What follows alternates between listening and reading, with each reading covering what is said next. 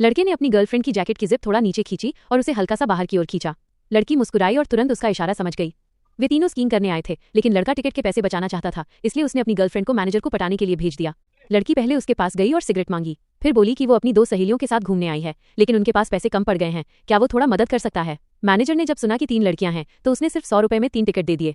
लेकिन जब लड़की अपने दोस्तों को लेकर आई तो मैनेजर ने देखा कि वे तो 2 लड़के हैं। तब तक वे तीनों शरारती बच्चे केबल कार में बैठ चुके थे। शाम हो गई और स्की रिसॉर्ट बंद होने वाला था, लेकिन उनका मन अभी भी नहीं भरा था। वे फिर से मैनेजर के पास गए और एक बार और स्की करने की जिद करने लगे। मैनेजर ने मना कर दिया। तब उन्होंने उसे धमकी दी कि अगर उसने उन्हें नहीं जाने दिया तो वे दिन वाली बात उसके बॉस को बता देंगे। मजबूर होकर मैनेजर ने उन्हें जाने दिया। इस तरह वे फिर से केबल कार में बैठकर पहाड़ की ओर बढ़ गए, लेकिन उन्हें अंदाजा नहीं था कि एक बड़ा हादसा उनका इंतजार कर रहा है। कुछ ही देर बाद मैनेजर को उसके बॉस ने ऑफिस बुला लिया। जाते समय उसने चाबी अपने एक सहकर्मी को देते हुए कहा कि ऊपर 3 लोग गए हैं, उनके नीचे आने के बाद ही केबल कार बंद करना। थोड़ी देर बाद संयोग से 3 लोग पहाड़ से नीचे आते दिखाई दिए। सहकर्मी ने समझा कि वही आखिरी 3 लोग हैं, इसलिए उसने बिजली बंद कर दी और घर चला गया।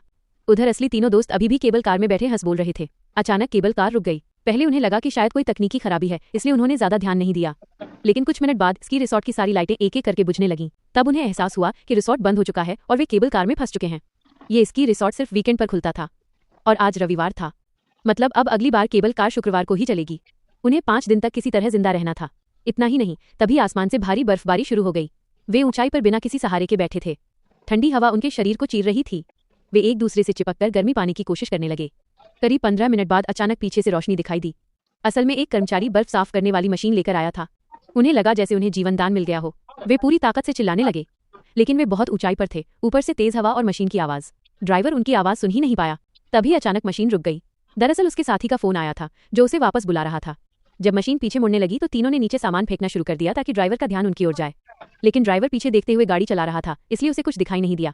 उनकी बचने की आखिरी उम्मीद भी खत्म हो गई। और सबसे बुरी बात, उनके मोबाइल फोन लॉकर रूम में ही रह गए थे। अब वे किसी से मदद भी नहीं मांग सकते थे। तीनों बस केबल कार में ठंड से कांपते हुए बैठे रह गए।